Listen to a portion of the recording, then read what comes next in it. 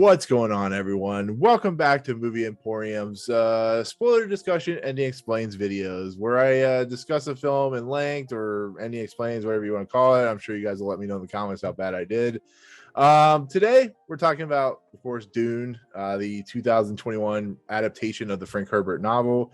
As you're aware, I really love the movie. I think it's one of the best movies of the year.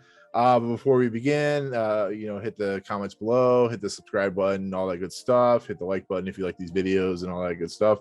And so Dune is as I've told you, is a novel that I'm not 100% familiar with because I never really got into it. I started reading it and I just kind of fell off the face of the earth with it. So this is a different video today. This might go on for a little longer than my Ending Explains videos do, but I actually brought in somebody who's a little more familiar with Dune. He actually did his own review, loved it as well, thought it was one of the best movies of the year as well. And he also was just recently on our Fifth Dimension podcast with me and Triv from Trivial Theater. But we are welcoming back the guy I still probably owe money to in some realm or fashion, maybe part of the spice, I don't know.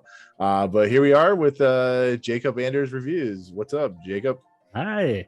Nothing much, man. Thanks for having me on to talk about one of my favorite movies of the year for sure, if not my favorite, and one of my favorite books too.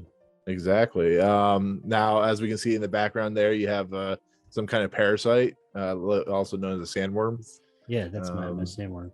You might need to get that cured eventually. I'm gonna ride it like a STD. Anyways, so Dune is a interesting project because, as you're probably aware too, I've talked about this in a review, and I'm sure you probably talked about it as well. This book, like Lord of the Rings, like some of the stuff C.S. Lewis wrote, is a very hard adaptation to adaptate, as well as being considered unfilmable. So to kind of start off, did you really think that, I mean, we've had the David Lynch movie, we talked about it, not a very good, well, you like it because you have nostalgia towards it, but I can't stand. This is one of the few David Lynch films I can't stand. I like it for just that, what you said, the nostalgia, and I grew up with it, but I fully acknowledge it is not a good movie. Yeah, it's just very weird. It's very David Lynchian in a lot of places. It has what's his face as Paul Atreides, who was Kyle in most MacLachlan. of his, Kyle MacLachlan, who is very much in the David Lynch wheelhouse, and I think Sting was in that as well. Is that, yeah, if I he was remember right? Fade Rafa. Was he? Who's not even in this movie. The one we're talking about today. Yeah. And then of course there was the 2000 miniseries that was on Sci-Fi and stuff like that, and it wasn't bad. We talked about it. It wasn't like, it's not great looking now, but it was a little more faithful than the original David Lynch film, but just a little bit, a little longer too. But so you got to see this early. I've seen this movie twice now, and this movie is fascinating because it's very, I want to say it's pushing audiences into two different corners. There's the people that love the book, like yourself, that love this movie. There's me, who just loves what Denis Villeneuve does. He's a famous director, very famous what he does, Blade Runner, all that stuff. And so after your review, after watching this movie, after watching it early, now seeing it, twice, I told you I really like this movie. What do you think as a starting point that this movie does better than either the other adaptations, or how do you feel it uses the book in a good light, maybe a bad light? Is there anything that you really didn't like about or did like, that good stuff? Well, I loved the movie. You mentioned, you got lovers of the book, you got lovers of Villeneuve, and lovers of film and whatnot. Not all lovers of the book have loved this movie what I've found in talking to people. Because the movie doesn't address or speak on a lot of things. It blows through a lot of stuff.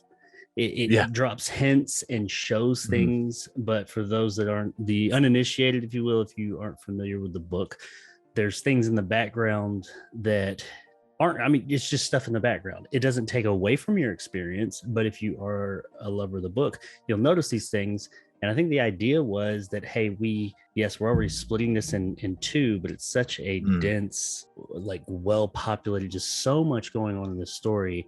Yeah. we got to lose some stuff. It is what it is. And I think that's where a lot of people are having some issues with it, like lovers of the book and whatnot, is that you're just not going to fit everything in there. And it's not going to please everybody. And yet there were things that I saw and I was like, okay, as I was watching it, and I was like, okay, they kind of glossed over that. Like Right. Dr. Yui, the guy who the doctor who poisoned. Why are you what? Yeah. I'll just let you know, guys. This is a spoiler review. I think I already said that just to be safe. So yeah. Anyways, Doctor.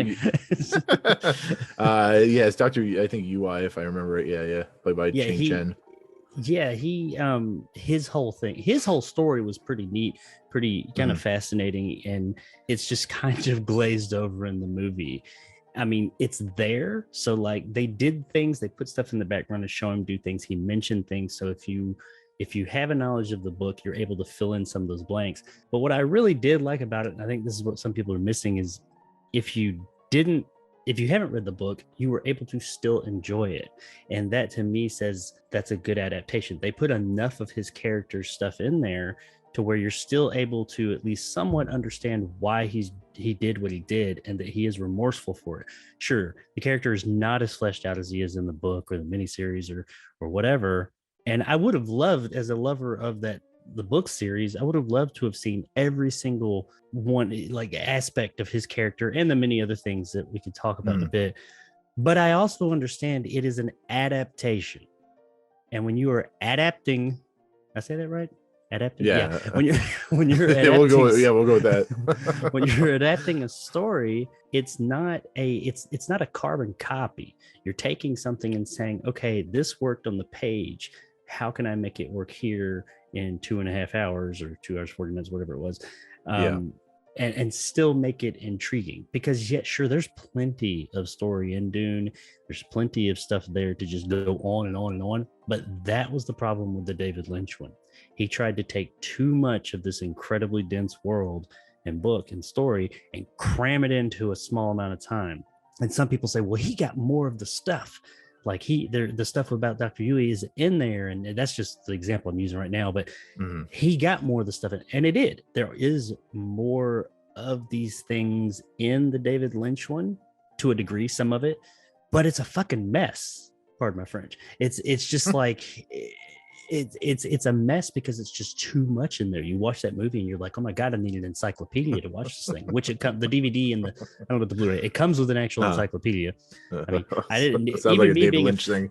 Yeah. I mean, you need it because while he crammed all that in there, it was hard to cram all the explanations in there. And you're just, a lot of people are just lost watching that movie. So yeah, I was happy. And I think most people that didn't go into it with unrealistic expectations, understanding this is an adaptation, they were happy with what they did because they took the most important parts and were sure to focus on those. And then through some of the other stuff, sprinkled it in. It's not going to be all there. It's just not. I mean, it's just an incredible. I mean, hell, to get it to, if you look at the 2000 miniseries, it is probably narratively not necessarily the best told. It was, from what I remember, it was a good, as a fan, I liked it. It's pretty dated. I think we mentioned that, but it had the most it had most of the story in there, but it still was even missing a couple of things. There were some things they glazed over in that. And that was like, what, 5 hours long? I can't remember exactly. I think it was 3 parts. It's hours and hours and hours long. And it didn't even get it all in there. So, I mean, I think people just need to come to terms with the fact that it's an adaptation, not a carbon copy. I kind of rambled there. No. That's why I brought you on, because I know you'll give me some good information. But the thing about this movie, and the thing that it has to do is, like you said, Dune is probably considered one of the greatest sci-fi books of all time, for one.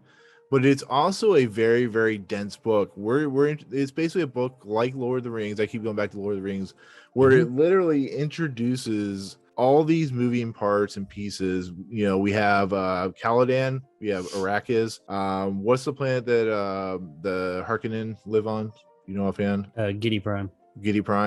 There's the planet where the Emperor lives. I don't know what planet that is because he's never actually in this movie. He's just, reference and stuff like that. And Karkon, I think. I can't remember. Is that what it is? It's I'm but pretty. Is it whatever? It doesn't matter.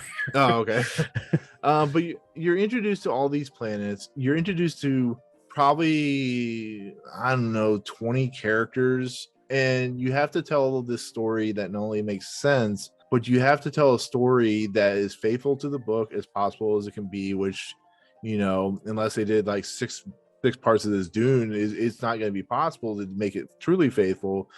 But you still have to make it entertaining for people like myself or the common folk who don't know this book or don't know anything about it. There are people going into this expecting a sci-fi Star Wars epic, and it's not that. It has the early inclinations of what like Star Wars is and stuff like that because of what came out in the 65. But it's a book about aristocracy. It's a book about betrayal. It's a book about, I mean, this is what I'm going off of from what I see in the movie.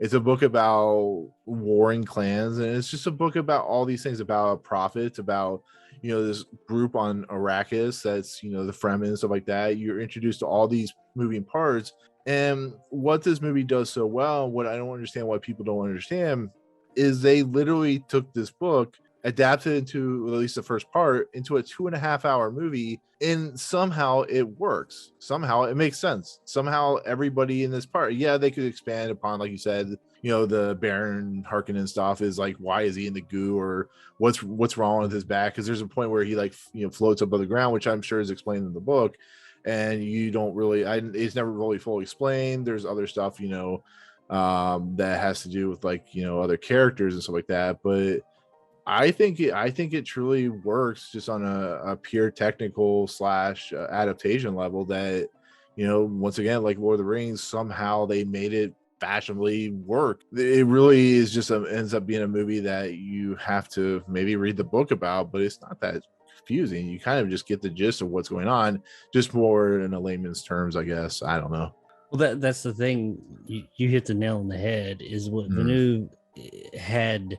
The task he had was the task that was given to David Lynch, and he failed at. Which, I mean, there are lovers of the David Lynch movie, and they say, "Oh, I enjoy it." Most of those are lovers of the book. But this one, they were said, "Hey, we're going to give you money, make this movie out of this incredibly, detailed, deep book with all kinds of themes and things going on, and characters and tons of stuff, and just weird shit." That's like, they introduced some things in this series in the first book alone that's just like needs explanation. You're like, well, that's what? That's just, especially in the second part. But he was told, you need to make this. We want you to keep the spirit, the soul of it, the essence of it, but you need to make it consumable for those that haven't read the book, for the regular audience, if you will. We need everyday Joe Blow who goes and sees movies to see this and say, hey, that looks exciting, I want to go see it. Make a good movie, right, but make it where people that know nothing about Dune can still enjoy it. And I think that's what he did. And you run into those type of fans, like I was saying a second ago, and nothing against, I understand where they're coming from. They love it so much that they want as much as possible. They want as much on the screen as possible. But I think sometimes they get a little clouded by that, the hardcore fanboys, and they just hate it because it's not it's not a carbon copy.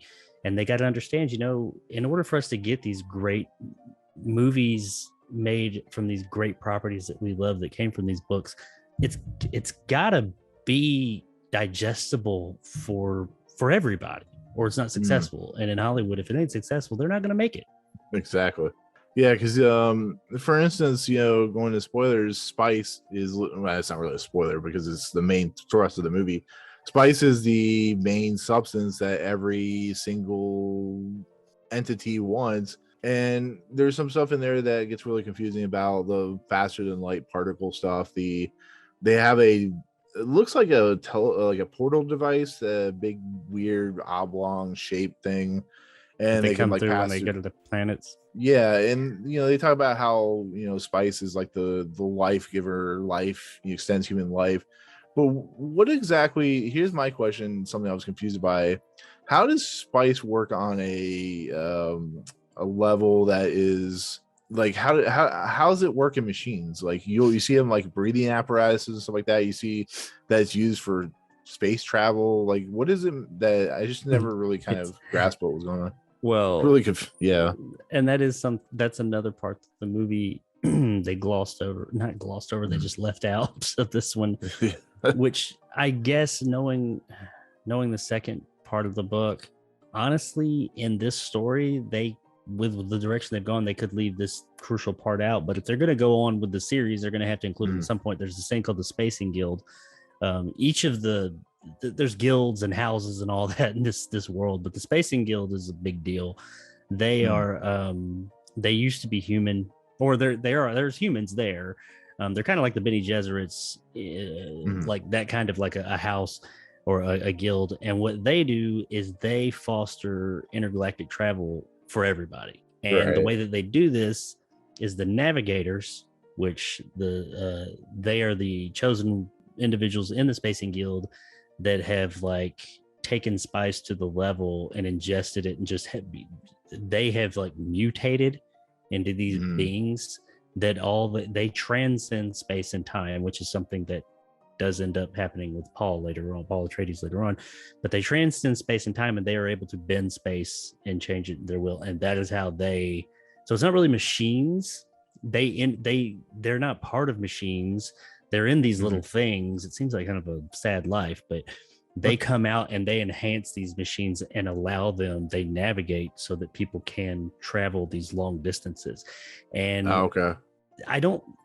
I figured that they're going to have to include them, because another thing that is not alluded to, it's said in the movie, but it's just not as much of a big deal as it is in the book, or at least in the first part of the book, is the Emperor that we never see in this movie so far. He is the driving a big part of the driving. Him and the Harkonnen, Baron Harkonnen, Vladimir Harkonnen, are the ones that come up with the plan to get rid of House Atreides, because he's a vain man, and House Atreides has become really popular in the galaxy or universe, and he's afraid of that. People don't like when you get too popular.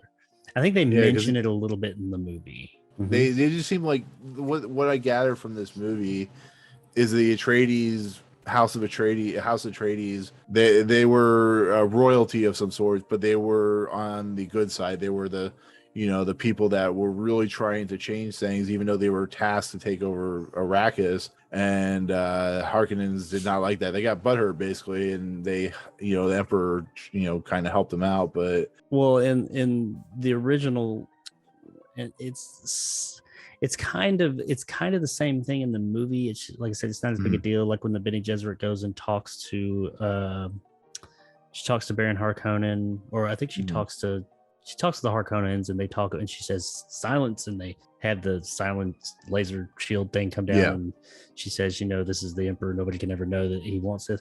But that was the whole reason in the book for them taking Arrakis. He didn't like how popular the Atreides were already. The world, everybody loved them, and then, well, not everybody obviously, but then because of that, and because they were good and they were noble and all this, and they always tried to do the right thing, and they were kind, they were gaining favor, and the Emperor was more or less afraid they were going to dethrone him, or that somebody was going to put them in charge. So what he did was he said the Harkonnens and the Atreides have the Harkonnens and the Atreides have always, those two houses have always had beef. And so the Emperor got with the Harkonnens and said, hey, look, we're going to act like I kicked you off the planet. We're going to give it to them. And then we're going to, have this thing. And I'm going to give you some of my Sardaukar soldiers. They're most biggest badasses in the universe. And we're going to go down there. We're going to take them out. So, and it'll be you guys doing it, but it'll be me in the background helping you out with that. And we'll make it all legal and blah, blah, blah. So they set them up for that. And the Emperor does it in the background. He wants it to happen. And I think where I was originally going with that, as I rambled, was the Emperor's in on all that crap. So in the end of the story, Paul, he goes on his jihad and all that, and which in the book, they didn't mention that in the movie. The book is very steeped real deep in Middle Eastern culture. I mean, to the point to where his whole thing throughout the book series is he is performing a jihad. But he holds spice hostage, more or less, in one way or another, and tells the Bene Gesserit, because the Bene Gesserits need spice Well, they need the water of life, which we'll get to that later, which isn't directly, but with spice, that's how it's created. It comes from the worms, blah, blah, blah. They need water of life. The Spacing Guild needs spice. Everybody needs spice. The spice must flow. And he comes up and he says, this is how it's going to be. You guys are going to do what I tell you. And the Emperor's like, you can't do that. And he's like, I'm the Emperor. He's like, not for long, bitch. But he says, you guys are going to do what the hell I tell you. You're going to get the hell out of here. You're going to leave us alone, or I'm going to destroy all the spice and there will be none. And they're like, that's suicide. If you do that, we can't travel from planet to planet. There's no more commerce. There's no nothing. There's no navigators. There's no desert. Our whole society will just crumble. And he's like, try me. Tell me if you think I won't do it. And that's how he pretty much grabs hold of the galaxy, the universe, and through doing that. And what I was getting at was the Spacing Guild was a big part of that. So I don't know how they can keep them out of the story. Like in the second one, they have to introduce at least the idea behind the Spacing Guild and how important that is to them to really show that threat when he's, assuming it goes the way of the book, when he says, hey, I'll take this from you. I mean, that's a big deal. If they can't go from planet to planet, they can't get goods from here to there and all that. That's kind of a big gambling chip there, if you will. It's interesting to see something like a spice or something that's really, I wouldn't call it like the greatest MacGuffin ever known to man. I mean, there's been much better, but it's interesting that they use a thing that, we take for granted on our own planet. We use spices in everything. Just, not that it gives us drug. I mean, a lot of this kind of drug is like smoking like weed or taking acid or something like that. I don't know how that extends life, but I mean, it's really, it can be. Yeah.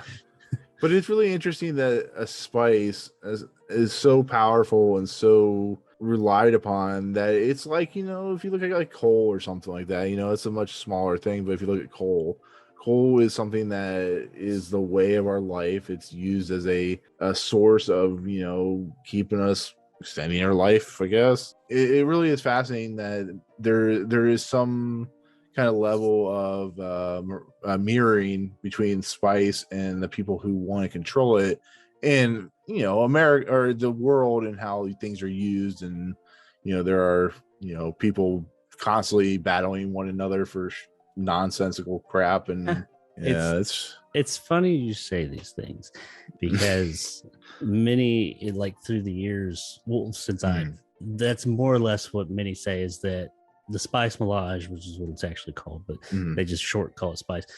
The spice in Dune is an allegory for oil. Middle East. Yeah. People warring for it. When in power, it controls all. You need it for all these things like that. I mean, I guess now we have like green power, electric power, but back in 65, I think when he wrote the book, that wasn't a thing. So it is an allegory. I mean, that's up for debate, but we had not talked about that prior to recording. That, and I was like, that's because it is.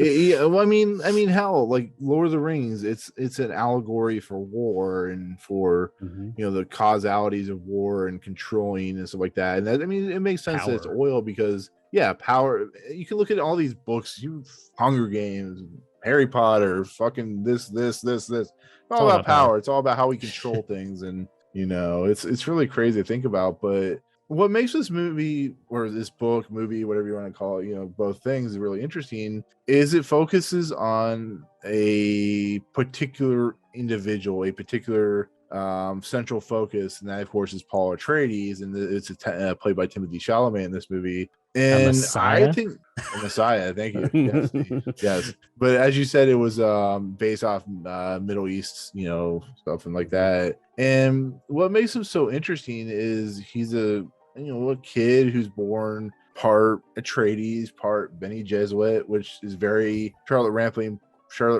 plays the main Bene Gesserit character. You can see that this character is very conflicted on what he's being pulled from both sides. He's being pulled by his father to be the next heir for the Atreides house, And then he's pulled to the Bene Gesserit side where he has these powers of, well, I'm just going to call it the Force because it literally sounds like the Force. It sounds like George Lucas kind of ripped off Dune in a lot of aspects, to be honest. Because there's one scene, there's one scene in this movie where they're I don't know what the thing that looks like a bug, like the ship, the thing that like flaps and stuff. Is that what they are? Where they go into this big circular area, and it looks like that scene with the Millennium Falcon when they're taking off with the first movie, stormtrooper. Yeah.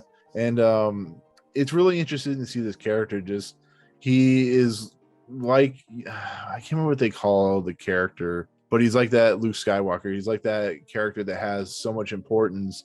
And I think outside of Rebecca Ferguson and maybe I want to say like the character, what's his name? He's played by Javier Bardem, Stilgar. Yeah. I think I was gonna say outside of those two characters, I think this character gets, because he's the main focus, but I think they could have ruined this character pretty easily if they didn't write him properly, and I think they do a really fantastic job. But was Paul Atreides that character do you feel like that you were most worried about in this movie, or was there another character? Because I feel like everything hinges on Timothée Chalamet's performance, and it works really, really well. And I thought Chalamet, and I'm not gonna lie, I have not, before this movie, I'm sure I've seen the guy in something, and people have brought things up in my comments like, oh, you haven't seen this yet. I'm like, no, I haven't.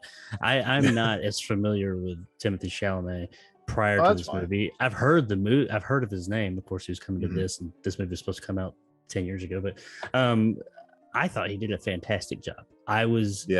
I guess going into it, of course, I was a little bit worried, not worried. I was just kind of like, okay, how's Paul going to go? Because he's an interesting character, because I don't know if they ever say in this version, like I said, I've only seen it the one time. I can't remember if they said his age. In the book, he's 15. The book takes place over about 3 or 4 years.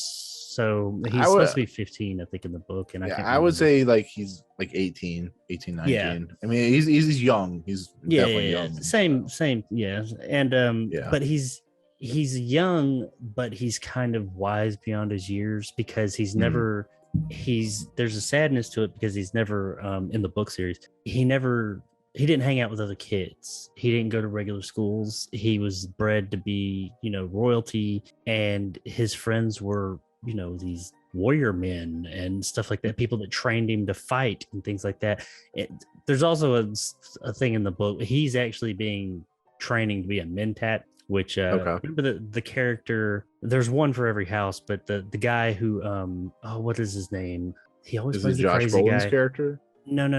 He was Baron Harkonnen's little side guy, his little advisor. Oh, the guy that played the Polka Dot Man, David Dastmalchian, Pieter de Vries. Yeah, his character, that's a hell of a name. His character is a mentat, and what they are is they're kind of like, I guess, like human computers. I mean, they're human beings, but they have like, they're able to compute information and statistics and stuff like they're advisors to, and that's, they kind of want like Paul to be, royalty, but he's being trained in those ways of being a mentat. I wasn't worried about one character in particular. Besides, I was worried a little bit about Baron Harkonnen, but we'll get to that in a minute.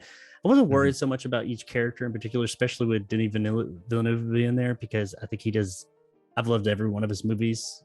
There's only like one I haven't seen, but I thought he's done a great job. So I wasn't that worried. I was more worried about the character of like, just not really a character, just the overall feel of the movie and what they were going to do with all that information. What were they going to put there? What were they not? I was just hoping it wouldn't be a mess, which thankfully it wasn't. So now I wasn't worried so much about the characters. The only thing, like I said, Baron Harkonnen in the 84 Lynch movie, there's something about that version of the character that I kind of like on its own, but when compared to the book, that's not how Baron Harkonnen was. He was like a raving lunatic madman in the 84 one, and he was really kind of over the top and goofy. And Baron Harkonnen was not that. Baron Harkonnen, and it makes him seem like he's stupid too. Baron Harkonnen is not stupid. He is a very smart tactician, and he's really good at reading people and knowing what they need, what to say to get them to do what he wants. and he's a manipulator, a master manipulator. And I was like, are they going to get that, or are they going to like do another version of the 84 one, which just on its own is fine. He's kind of crazy mad guy, but he's not that simple. He was and that's all the characters in this story are very complex. That's one of the most complex things about the book, is that each character is so fleshed out and so complex. And so, yeah, I mean, was I worried about characters in particular? No, just hoped we didn't get a goofy over the top bad guy. Well, that's the thing about this movie, is these characters are not book characters, they're movie characters. So you're given just the only character I was a little confused by was Duncan Idaho. Was he part of that basically militia army, like the really good army, like the Navy SEALs, I guess you could say, of the military? Was he part of them, or was he actually somebody that defected? Like, I was really confused by his character. Do you have any answer on that at all? He went in advance of them, but there's a passage of time from when they figured out they're going and when they actually went. The movie doesn't really convey that. It's just like, hey, we're going. Okay, big ships, pretty vistas, we're there. And that's okay. But his character in the book went there in advance, kind of like at an advance party, and oversaw a lot of stuff, and he got in good with the Fremen. And so he's not a Fremen, but he's just he's been there longer than anybody else, a little bit longer, and he just knows the lay of the land. But he is kind of like one of their badass Atreides. He's one of like badass army guys, and he trains Paul too. He trained him or was one of the people that trained him to fight and stuff like that. I gotcha.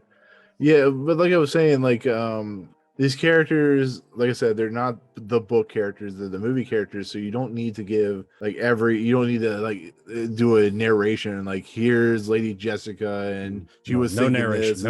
Yeah, no narration. But yeah, this isn't Blade Runner. But they're given just enough. Like, Josh Brolin is pretty much like the weapons master, like the head of the army of. I think he's the head of army for the House Atreides. That Lady Jessica is a Bene Gesserit, which they don't dive 100% into, but you understand that these are they have certain powers that are, if you want to go into layman's terms, very Force-like in its nature, where they can make people do things they want to make them do and stuff like that. There's some really cool stuff in here with that. That Lady Atreides is the head of House Atreides. Stellan Skarsgård's, Harkonnen, or until they explain it, you don't really know who he is, but you know who he is. Well, these characters have just enough depth to them that you're never truly confused about who and what they are in this world. Exactly. What's that? Exactly. I agree. Yeah, they did a good job there. Yeah, and it's pretty impressive, because the one thing that, like I said, the writers and director Denis Villeneuve have to do is juggle. They're juggling every single part of this book as best they can. Yes, it does falter, because there are some things that need explaining more.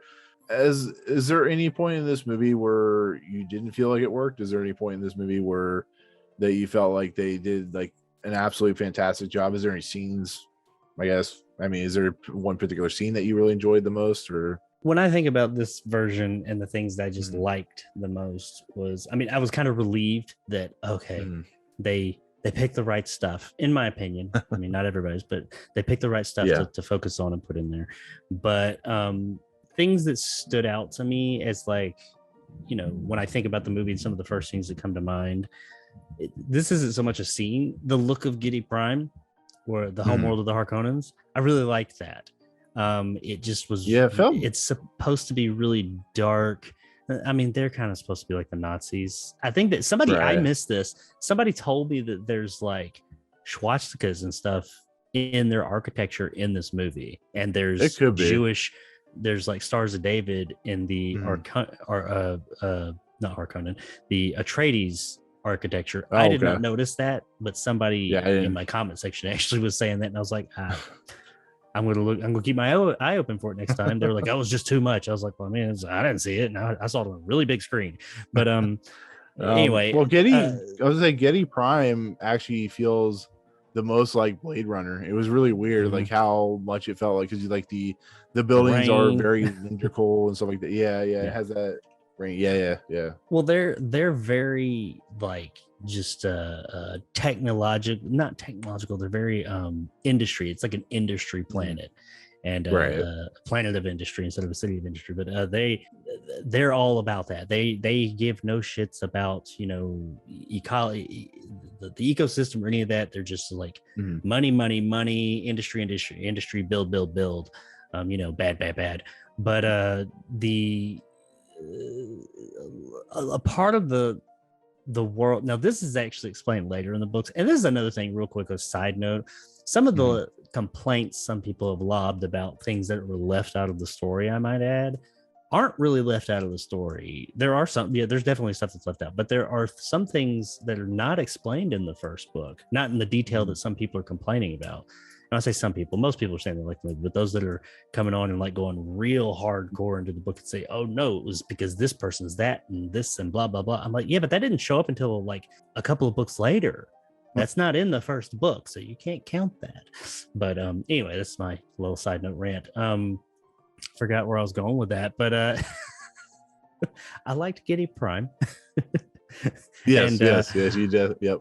I also liked I'll tell you something I didn't like. Well, let me tell you what I liked the assault on the palace when that whole build up, because that's kind of a big part of the book of this part of the story, where Paul, there's a lot going on right there all at once, and that time when Leto dies and Howie dies, his attempted assassination of Harkonnen, why Huey betrayed them, that whole thing, which is glazed over, Paul and Lady Jessica, Rebecca Ferguson, going out to the desert, escaping and getting, and the whole battle. In the book, the battle was really big and grand. And of course, in the 84 movie, it was not so much. They tried, but it just, limitations. But I thought they did a great job of really like showing things in the background, like laser guns and stuff like that, which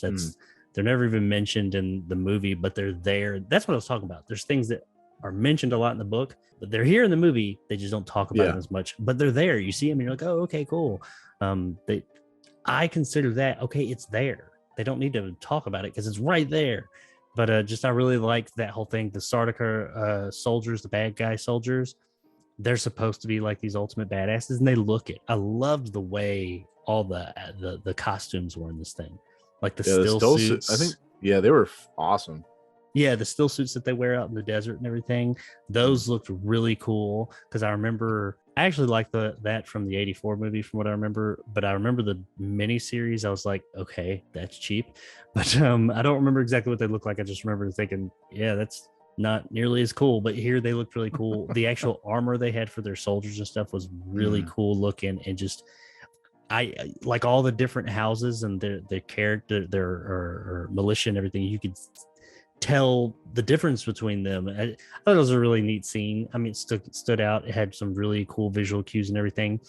Now, the one thing that I knew it wasn't going to be in there, but I wanted was somebody riding a sandworm, which, I mean, yeah, it's like the last frame of the movie. Yeah, right. It's a tease, basically. Yeah, you see somebody in the distance, which kind of didn't make sense, by the way, because not everybody rides sandworm. Well, not everybody pilots, if you will, sandworms. Stilgar, within that group of people right there, is the only one at that point that's piloting them, because he's like the head of the tribe. Everybody else gets on behind him pretty much and rides, follows his lead. And that's how they traverse the sand so much. But whatever. Maybe it was another clan over there, and they just saw that sandworm. But I wanted to see a sandworm being ridden, but I knew that in this part of the book, this movie ended exactly where I thought it would. Yeah, we'll talk about that. Yeah, I was thinking the same thing when I was watching. I'm like, oh yeah, I'm all right. It's about ready to be over, but we'll talk about that. The funny thing is, I was watching, Liet Kynes, the Dr. Liet Kynes, the Fremen that's helping out the Atreides, when she has the two picks or whatever, and she's about ready to jump on. The only thing I started laughing, I'm like, because the only thing I can imagine is you going, no, because like 90% of the main characters in this movie die in the first part. Like, or you think they're dead? Yeah. Oh, okay. Well, I mean, like Jason Momoa maybe He dead. dead. No, Yeah, he's he dead. dead. Kynes, Leto Atreides, of course, I think he dead as well, and They all dead. Gurney, yeah, He's alive. which one? Gurney's alive. Oh yeah, he just disappears like after the battle, so I didn't know what happened to him, and he told me he survived. So, Yeah. But I all I can imagine is you just go no, and then they had a really badass scene where they all get sucked into the worm or a sandworm, which is awesome. But with that said, this whole story plays out. There's many great scenes, and is the funny thing about this movie is like I love for instance the fight between Josh Brolin and Timothy Chalamet using the kind of like a force shield protector or whatever, which is really cool. Yep. Yeah, which is really cool. Like they can still like penetrate you, but there's like it's that. Slow blade. The slow blade penetrates the shield. Is that what it is? Yeah, anything slow, like fat, like if you shoot at them with guns, they bounce off, but you have to take like something and slowly go through. Gotcha. Point where Oscar Isaac bites into his tooth and kills like David Dastamatian and like everybody in House Harkonnen outside of Stellan Skarsgård's character. That's just like the book, and that was really well. I thought that was really well done. That was really well done. Yeah, it's unnerving. It's like really unnerving when you watch it. But there's also like, for instance, the first time you ever see what a sandworm can eat, how it eats, and stuff like that, or consumes, I guess you could say, is awesome. And I mean, I could probably name at least 40 different moments in this movie that is just plain, excuse my language, fucking awesome. I mean, that's what this movie is. This movie is so grand in scope that it's almost unsettling how good it looks. I mean, we can talk about that now. I mean, the one thing that I'm pretty sure ILM worked on this and Weta worked on this, but from the moment this movie opens with on Arrakis with Zendaya, however the hell you say her name, I think she's talking about Arrakis. Yeah, yeah. Is that what it is? I can never remember her name. I always pronounced it Cheney, but I've heard it in other mediums pronounced Chani. Right. In my head, when I read the books, I always said Cheney. I guess it's whatever. It's a weird, like sometimes like you'll think it's that name and then you watch the movie, it's like, oh, I was never right. But totally wrong. But you see Arrakis and you see, of course, Caladan, which is a completely different planet than Arrakis, and Gideon Prime and stuff like that are completely different. But what this movie does so well and why it needs to be seen on the big screen is the scope and nature of just how visually stunning it looks, from the desert and the sandworms, how visually amazing they look, to the world of like, everything about the world itself, through the costumes, the eco stuff, the vehicles, and all this stuff that's going into this. There were so many different scenes that were so visually impressive. I'm like, this looks photorealistic. And I think the most impressive thing to me personally was just how it's able to capture the scope of this story and how it does it so impressively. Like the money's on the screen. And there were points in this where my mouth was dropping. I said in my review, but this may be the best looking movie I've ever seen, probably since like Revenge of the Sith, because it's just so like there's shots in here, like when the sandworm's eating the like excavator for spice, and you see just how massive this thing is, and then you see when the sandworm comes out of the sand, and it's that shot from the trailer, and just like the battle sequences, and just how. This is what made me like consider this one of the best movies of the year, just how immersive this movie feels. And watching it in the IMAX again, because I watched it on a smaller screen. I mean, you have to agree with me. It's probably one of the most visually impressive movies you've seen. Maybe I don't know what you feel, but I think it's one of the most. Oh, it's absolutely one of the most beautiful movies I've ever seen. And what Villeneuve does so well, and what he did better here than he ever has. And I would like probably better than any movie that comes to mind is scale. Like his effect, he does such a good job of, and I know it's not just him, but he's compiled a team, and he's definitely a big part of it. His films, rather, they convey scale so damn well, because you can have a great looking effect, and if it doesn't match up just right with the shot that you got, the real world shot, or if the scale's not quite there, and I'm not an expert, so I don't know exactly how he does it. Man, the effects in this thing, not only did they look like photorealistic, there was like one shot in this movie that I went, oh, there it is. That looks suspect. It was like when some balloons were inflating. As soon as they were inflated, they looked fine. But like just the inflation process was just like 1 second. I was like, and then like it was perfect.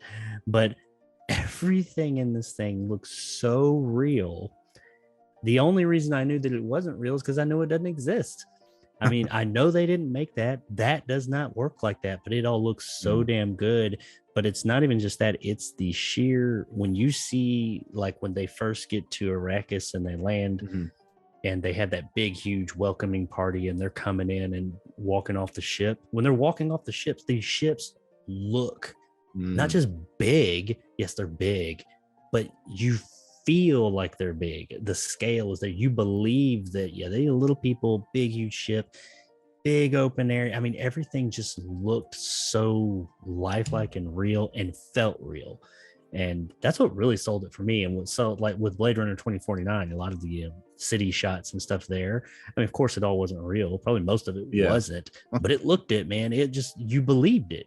That scale really does something for that there. I don't know exactly what it is he does, what secret sauce it is he has, or what he tells his people, but the guy does a really good job with it, and he did a fantastic job here. And I'm with you. This is, you could hate the story, but from a visual perspective, if nothing else, this is a visually stunning film. Like it's just every shot is just shot so interesting. I mean, even shots of like Paul and the other characters early on before anything's really going on, and they're just like learning information in their rooms. She's got like light shooting across people in interesting ways. They're like moving through holograms and stuff. It's just shot so interesting. It just looks just gorgeous. Well, there's the one of my favorite shots in the movie is the David Dastmalchian character is on that planet. He's talking to the head of, or like the one of the leaders of that army, the Imperial Army. Yeah, thank you. And you see this shot, like at first you see water and then it's like red, like blood, and then you see a shot of just a bunch of humans upside down. I don't know exactly what was going on there. You probably have more of an idea, but it was so unnerving and unsettling, but it was so mesmerizing to watch. And that's just this movie in general. Just shots like that are just like, wow. That whole like monk chanting thing they had going on too, that thing, that's, I mean, that, I don't, the book you're reading it, I don't recall that in the book. The whole bodies being drained of blood thing, it's been a few years since last time I read the book. I don't recall that specifically about the Sardaukar. I mean, the Sardaukar are in the books and they're referenced quite a bit, but they're more like, you're just led to believe that they're badasses. And we get a little bit of information about them. We don't get like, there's not like, oh, this, or not early on, at least this head Sardaukar. They're just kind of you just know that they are the big badass military force in the universe. I don't recall anything about draining bodies of blood and putting like whatever they were doing to them, but it looks in the movie, you're right. That's something I noticed too, because I saw the bodies. I was like, it didn't show them long. They're in kind of like they're not like upside down like Christ. Because I think their legs are spread too. But, that'd be. I was like, if that was the case, I'd be like, okay, that's a bit much. that's a little too on the nose. Yeah, but yeah, that was one of those. No, from what I remember, there's no more explanation from the book on that one. But it was a very visually interesting shot. Yeah, it was. I like I said, I haven't. The last time I was ever this impressed was. There was two movies. The last two movies was Revenge of the Sith and Harry Potter and the Prisoner of Azkaban. And Prisoner of Azkaban is the third one. Yeah, that's the best one. Yeah, because there's a shot where Death Eaters are chasing after Harry in a rainstorm. It was like, this is one of the most impressive things I've ever seen. But I think this is a movie that watching, I mean, there's a lot of stuff we're not going to talk about because there's so much going on in this movie. But just like I said, just on a technical standpoint, it's one of the most impressive things I've ever seen. And it's going to make it very hard to figure out at the end of the year when I do my top 10 where this movie's going to place, because it's definitely gonna be there somewhere. I just don't know yet. But this, on a technical level, I'd put this number one. But this has to win some Academy Awards this year. I want to go back to something you mentioned a minute ago. Yeah, go ahead. Yeah. You'd I think it was kind of a double question of what did I like, what did I dislike. There was one thing, if I had to pick really one thing that came to mind that they didn't. They talked about it, but they didn't emphasize enough, in my opinion, and that would be the importance of water on Dune. I mean, you're in a desert. I think people get it, and they got the whole thing with like the spitting, and that's from the book and all that, and giving your fluids and all that. But like the book, water is life. But it's like like legit. It is. They've got people like, that's one of the things, like when the Atreides take over Arrakis, they get there, and like what they would do is after the rich people ate, like they had these towels with some water on them and stuff, and they would just throw them off to the side, and the housemaids or whatever would go get the nasty, pretty much the bar rag, and like go and squeeze it out into cups and sell it to people right outside the palace gates and things like that. And that was a tradition. It wasn't a bad thing. It was just what they expected, and that was one of the things they put to an end. Like people, like water's legit. They will buy people's nasty ass sock rat. They're like, when people die, they immediately pick them up and take it, which they did demonstrate that in this movie in the end when he killed what's his name, Jameis. Yeah, Jameis. They, like, when someone dies, they immediately take them and extract their water, if you will. Like, water is besides spice, water and spice, most important things, because the desert will kill you because there's no water out there. Like, you won't survive very long whatsoever out there, because it'll just like suck every bit of water out of you. And there's most people don't think that there's any water on Arrakis, so that's what makes it so valuable. It's almost as valuable, at least on Arrakis, as spice is. And that was just one thing I felt like the movie kind of never really, it didn't put that emphasis on like water and how important it is. We all know it's important. We know in a desert it's going to be important, but man, the book really leans into water. Like everything is related to water or spice, one or the other. And once you get out into the desert, especially, everything's water, because water is life. But maybe they'll lean into it more in the second one. Well, that's the question I have is, I laughed a little bit because there's a point where Paul's having his visions or whatever, and we see a cloud, like a very rainy cloud or whatever. Is this going into territory like Total Recall, where there's gonna be a point where there's like a machine that just automatically turns the air to water? I mean, I know deserts in its nutshell in the past have had water. I mean, it's like a given fact that a lot of our deserts had water at some point.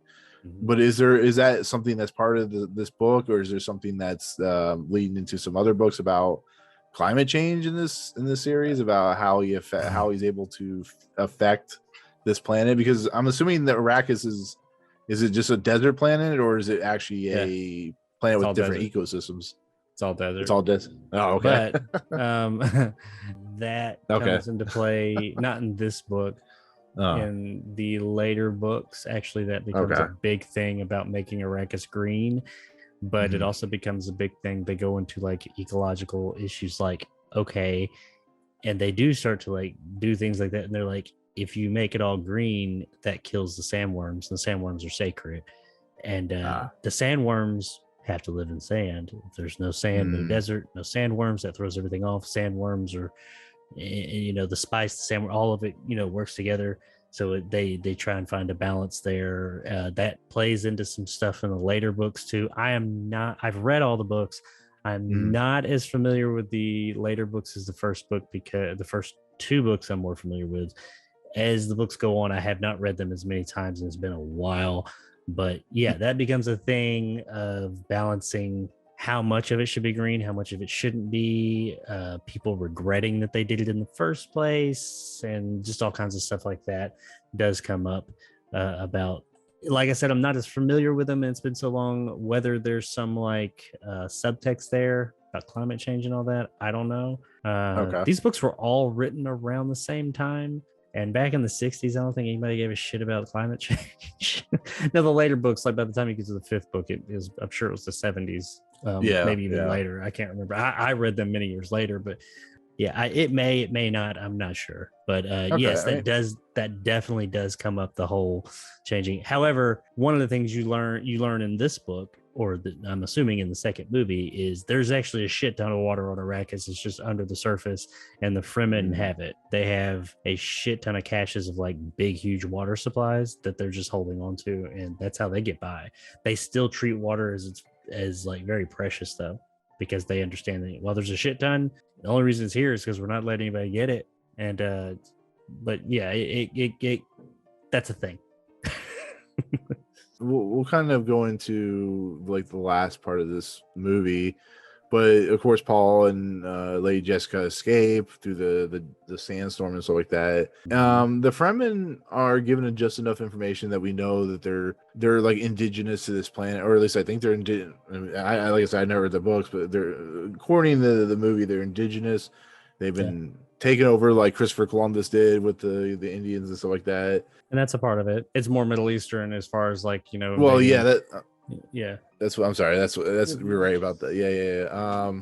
Invading people's homeland and stuff like that. But yeah, it's the same thing. I mean, same right situation, colonizing. But they have, of course, blue eyes, which I'm assuming is part of, you know, Spice's effect and stuff like that. They live off the desert. They know how to get water, and I think we're giving it enough. I hope, like you said, I think if you're angling what I think you're angling, they're going to be much more prevalent in the second movie as, you know, they're like, you're going to give a lot of information and stuff like that. But I love Javier Bardem in this movie. I love Javier Bardem in period. I think he's one of the best actors working. You get Zendaya in the last, she's like kind of sprung through a little bit as like visions, but we get her actual character in the last like 10 minutes of the movie or something like that. It was not very long, and she doesn't really, to me personally at this moment, doesn't really have any interest as outside of like a love interest, so I'm sure her character would be much more explored, as we know.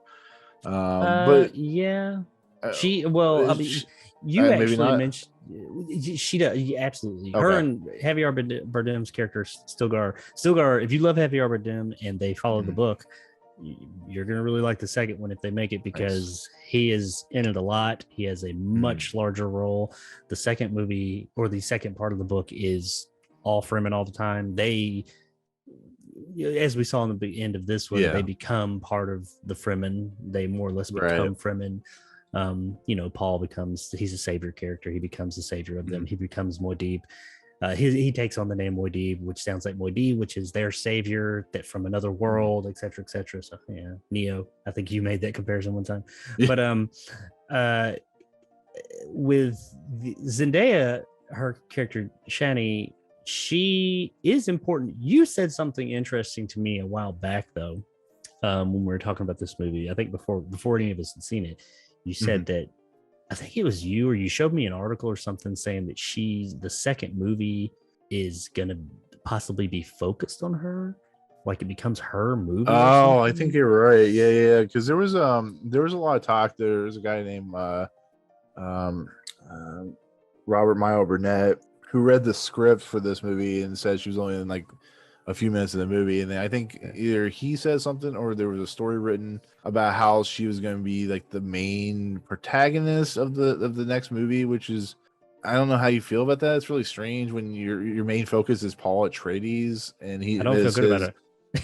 Yeah, it feels like, and I hate to be like this, but we are in a era where a lot of characters are being gender swapped. There's a lot of characters that are being brought into focus, or characters being added to give, which I have no problems at all with them, you know. Dr. Kynes, a character. Dr. Kynes was a man. In the book, I gave no shits that he was a she, if you will, in this movie. I mean, some people were up in arms about it. I was like, so I mean, it doesn't. Yeah, that doesn't bother matter. Me. Yeah, but when you fundamentally change the entire story to focus on another character than the actual character, that's a problem. That is a major problem, because Paul Atreides is the character you were going to want to see, and if Chani is the main character and Paul Atreides is like the ancillary character or the sidekick, you know, like this is like a weird kind of switch. I don't like that. I think that's a mistake. I think that's trying to play to a crowd, and I'm sorry, but you have to, if you're going to adapt Dune, you need to focus on who Dune's about, which is Paul Atreides and what he becomes and how he, tries, as they say, realign everything in past, future, present, and all that stuff. So that's just how I feel. I don't know how you feel about it, but if they end up, if they did that, that would be fucking suicide. I'm sorry, but that would make me mad. I mean, that would make me furious. And it's not a male female thing, in my opinion. It's that is like taking the story. That's not. Well, I was talking about adaptations a while ago. That's not adapting. That's just fucking changing. I mean, she's a main character. She's a big character in the second half of the book. She's the love of his love, the mother of his children. But she is not the main character. Paul is the main character from beginning to end. There's a period of time that he's in a coma for a bit, and she has more. I mean, in the book, page time, I guess, screen time, whatever. But I mean. She's not the main character, and if they do that and they just start focusing on her, first of all, I don't know how that works, but I have no idea. I mean, I fully believe that she should and will have a much more central role in the second movie, but I'm hoping to God that we're like reading into that wrong or something, because there's no way that she's the main character. It's Paul. I don't know. That's crazy to me, because especially where the series ends up going later on with the other 5 books. I'm like, that can't be right. They cannot possibly be like putting him to the side and making her like the savior character and all that. If they did that, they are going to, they're going to have a lot of mad people if they do. They already have mad people. They don't need more. That'd be like having Harry Potter. And Hermione's the main character, main focus, and Harry Potter's like the ancillary character. Just doesn't. It's not the way. That's not how this works. No, but, that's a terrible idea. Now I'm hoping that this person just read it and said, "Oh, she's got a bigger role this time around." Well, yeah, I mean, she becomes a bigger part in the second part of the book. That makes sense. But man, I don't see that. That couldn't possibly be true. I mean, I say crazier things have happened, I guess, but. Man, I hope to God they don't do that, because I'm really looking forward to the second part of this movie. Me too. Because I absolutely loved this, but they do that, man, that'll be like the worst. That means Denis Villeneuve is like the biggest troll in Hollywood. He just trolled us all, gave us this amazing first half, and was like, "Hey, you ready for that last half? Watch this." Okay, so we'll get into the ending of this movie, because I know people will be very upset if I say this ending explained and it's not actually about the ending. Beginning and middle explained. Fuck your ending. I know, right? But this is okay. So we've had, like I said, Paul Atreides and Lady Jessica escape. They escape a sandworm, who is like an amazing shot in the movie, and they're confronted, of course, by what's his name? I forgot. Javier Bardem's character. Stilgar. Yep. Stilgar and Jameis and like all the tribe of the Fremen, this pact of Fremen. And this is where I think Paul Atreides goes from not really sure about anything to becoming what he is going to be down the road. And it was really interesting because Jameis was in a lot of visions of Paul Atreides, at least in the movie. Is that the same guy? The one that talks to him? I think it's the same person. There's Zendaya and there's another character that pops up. It's like, I'm gonna teach you the way. But anyways, he basically does a duel to the death because he doesn't believe in Paul Atreides. He thinks they're outworlders and they're whatever they are. And Paul Atreides basically shows how powerful he's going to become by killing Jameis in a duel to the death, and Jameis dies, and like you said, they take away his body to extract it, as you said. Side note, real quick, because I couldn't remember. I missed it in the movie. I didn't miss it. I was watching it, just so much was going on. Because I know in the movie, and in the book, I think he says some of that stuff too. But Jameis is kind of like, he's not worthy, blah blah. But the reason he's mad at Paul is because when they ambush, when they come up and the Fremen like not attack but like approach them, and I think Stilgar goes after Lady Jessica and she does her thing to him and like gets him in a headlock or whatever, and Paul runs off the hill. He disarmed Jameis. He disarmed Right. him, shamed him, and ran up there. And he's just a boy, and he's pissed about it. And the way he goes about it is to prove his not his worth, but like defend his honor, if you will. Is he gets mad at the kid and says, I want to fight you to the death. I don't remember in the movie, did he steal that gun from him? He didn't have a gun. No, he there's never, and I thought some reason I thought it was just part of the stuff that Yui left from. Yeah, but yeah, there's no mention of the gun because Stilgar says, give me the gun, and maybe someday down the road when you're a real boy you'll get the gun back. But no, it's just at first Jameis is really, he just seems like he's really upset through the whole entire thing. He actually says he wants to fight Lady Jessica, and then Lady Jessica is like, I'm not fighting you, and then that's when Paul stands up. Yeah, Paul's the champion, and of course we see how that works out because Paul straight up just like goes ape shit on him, and it does a really cool move, like a slide move, and kills Jameis. And that's when that little movie did is kind of he's studying in the book called, I don't think the movie, they may have mentioned it here or there, but they didn't really put a focus on it, the Weirding Way, which is what's going to become a big thing in the second half of the book for sure. And that's one of the things that Lady Jessica, his mother, has been teaching Paul.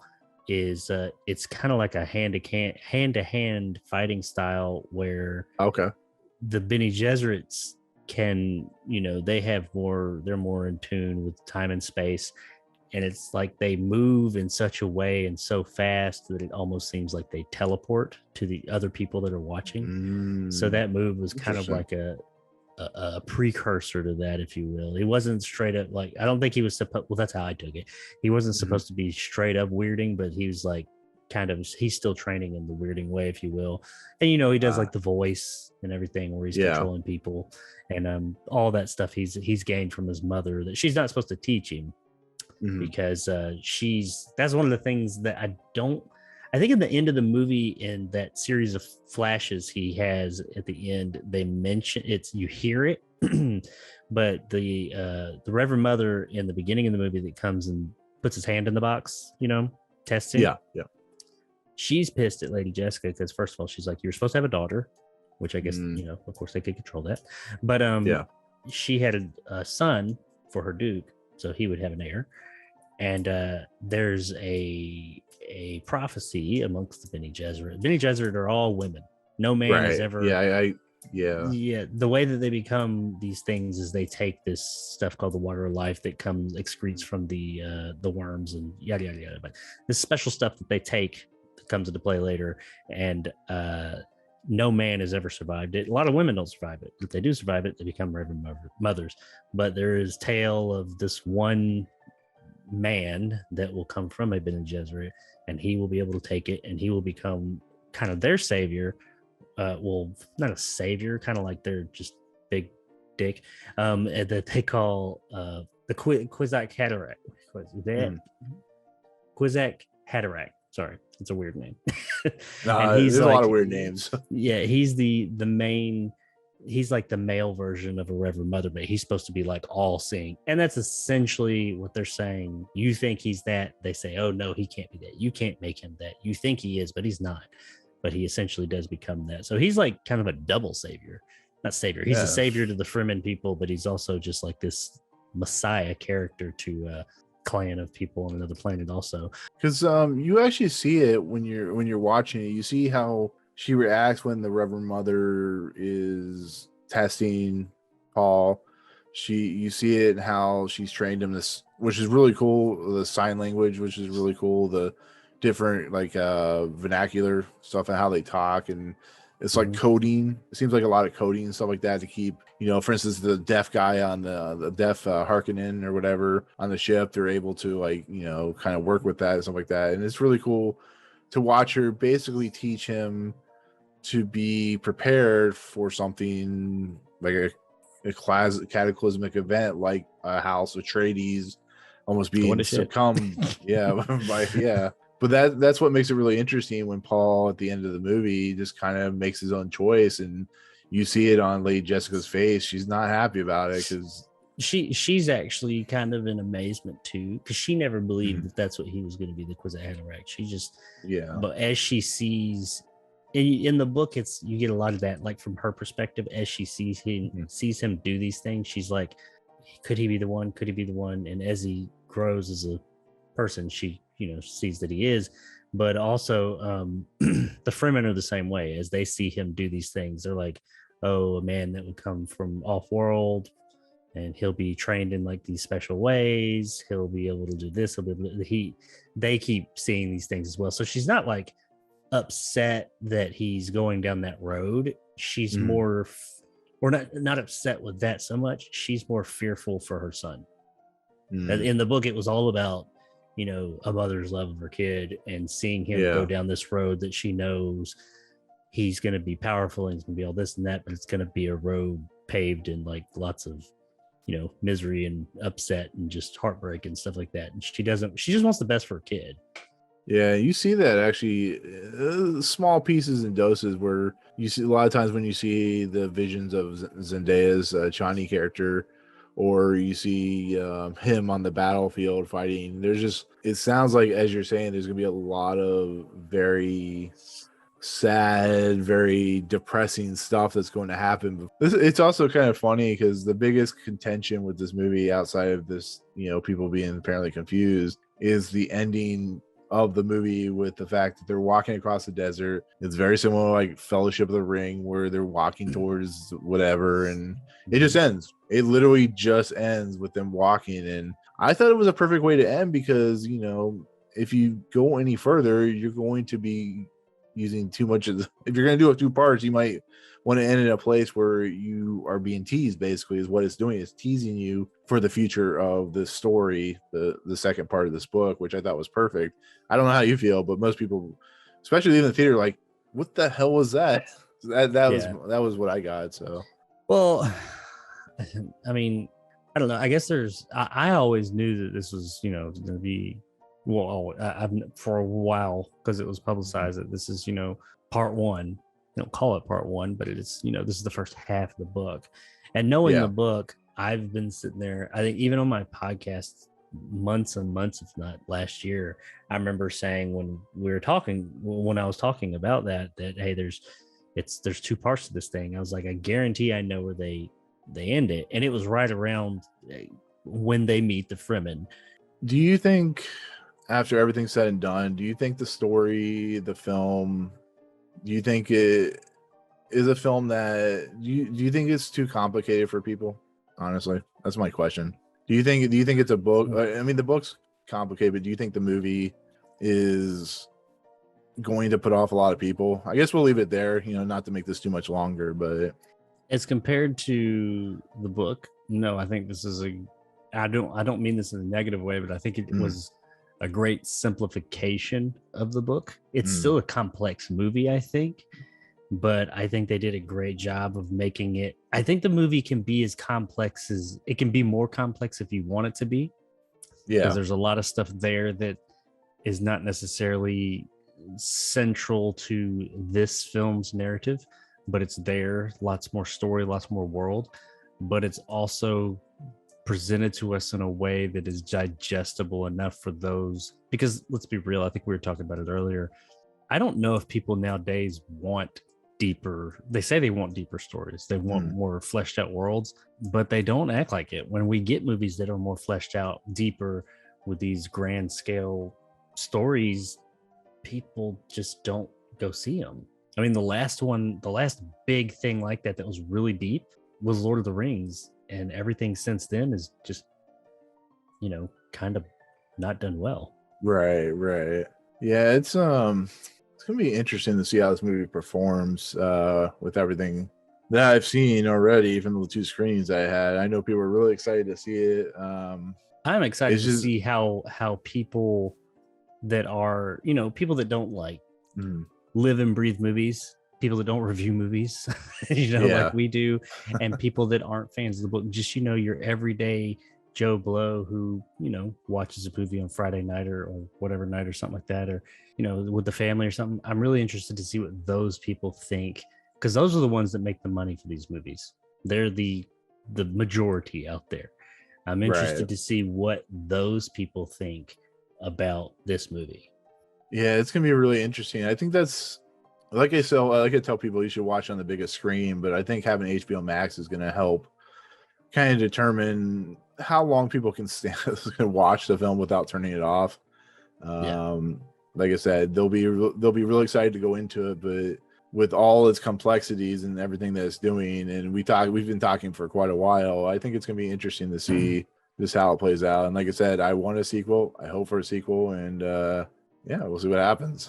So I think I'm going to remain cautiously optimistic, and or not even cautious. I'm going to remain optimistic. I think that we're going to get a sequel. I mean, there's been so much buzz about this movie, and so many people. You're hearing a lot more positive things about it than negative. And I mean, really, it needs to open here, which is officially this coming week, and also in some like another big market like China and in Europe, like mainland Europe.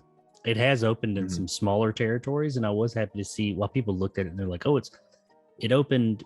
I don't remember when. It's been out a while in some smaller territories, and people are like, "Oh, it didn't make a lot of money." I was like, "Yeah, but those are small territories. If you look at how many screens it was on versus how much money it made, it did really well." I mean, we're used to seeing much bigger numbers here in America, but these are small little territories that people are coming out and they're going and seeing this movie because it's not on HBO Max there. That's only here. And so they're actually going out to see it. And I think that really bodes well. Well, it does. It gives me hope, but also over here, which we are, let's just face it, a really big market for film. Yeah. People go out to see different movies in different territories. We'll say that. So will the American public get up and go see this movie? I don't know. Will the Asian market, with like especially China, because that's a big one too, let's be real, they might. I don't know. Yeah, I don't have my fingers on the pulse of that market enough to say, like, if there were big ass robots in it or something, for sure. But Dune is I don't know. It's not. It feels like like it is sci-fi, but that more, when I say futuristic, this almost doesn't seem like the future, if you will. Dune seems kind of like Star Wars a long time ago in a galaxy far, far away, even though it is the future. There's a lot of like old ideas here with like the royalty and all that. So I am curious to see, how the Chinese market takes to it, because I know they are very much like, like big tech and things like that in their movies. They like that stuff, except Star Wars. For some reason, they don't like Star Wars. Yeah, that's my hope. Like I said, if anything to take from what we've talked about and everything to take away from the movie itself, it's definitely grand in scope. It's definitely a major motion picture in every sense of the word. It's just how that resonates with people, especially when the biggest movie of the weekend was, of course, Halloween Kills at this point. We'll see. So. Yeah, I hope, if nothing else, I hope that this movie draws more people to the book series, or at least the first book. All right. With that said, I think we'll end it there, just so we don't make this like a 6-hour podcast. So that'll do it. That'll be our spoiler review / ending explains of Dune. Hope you guys enjoyed it. Jacob, as always, I really appreciate you coming on, spending some time to talk about this movie that we both really like. Cool. No problem. With that said, where can they find your content at if they want to check you out? You can find me on the YouTubes at Jacob Anders Reviews. I release content every single day, reviews, some movies you've heard of, some you definitely have not, but I do put content out every single day. I go live and play old busted video games every Wednesday night, and sometimes I do a podcast that's being redone right now. But yeah, that's me. I put a lot of content out on YouTube. Go check that out. Subscribe if you like it. Give me a like. Just show up and check it out. I really appreciate it. There you go. And as always, you can find me at Movie Emporium. That's where I host all my YouTube stuff as well. That's where this video will be posted, of course, so you can check it out. Disagree, agree, whatever you feel like doing. But with that said, with that said, we'll see you guys later. Peace out. Bye.